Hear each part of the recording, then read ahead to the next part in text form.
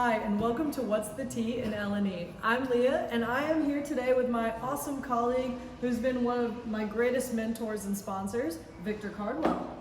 My proudest achievement, Leah's success. Thank you. We did not plan that, just so y'all know. We are management side employment lawyers with Woods, Rogers, Van Deventer, Black, and we are actually here in Charlottesville, Virginia today at one of our annual seminar series, Back on Track, an HR seminar series. So we figured we'd give you a little bit of tea today. So what's the tea? What's the tea? Well, it's that time of year, Victor. It is the holiday season, maybe a little bit more. Time to decide how good your employees are performing. Performance evaluations. Stop right now and forward this video series to all of your managers doing performance evaluations. Here are some do's and don'ts. What should we not do on performance evaluation? We should be careful not to overinflate the grades.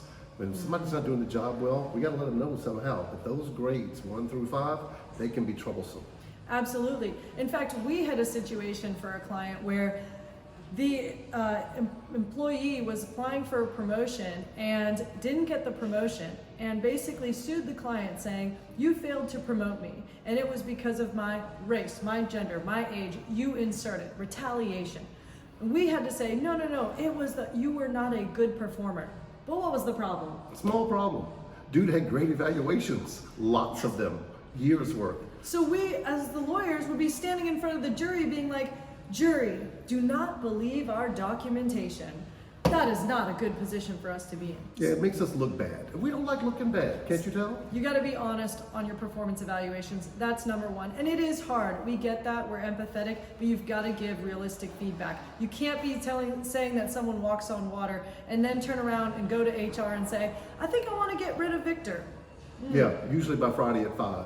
And Yeah. the evaluations have nothing but 4s and 5s on them.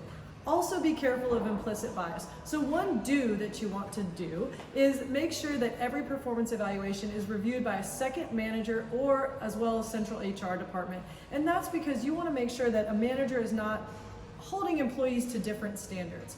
We also had a situation where a hiring manager was perhaps holding a Latino worker to a higher standard, requiring more working hours, more production levels, and that was because that individual had an implicit bias that this individual should work harder because he was Latino. Yeah. Unlawful. That's horrifyingly unlawful. And frankly, he didn't think he was doing anything wrong. He was just expecting this particular employee to give what he should expect, but not what he required of anybody else.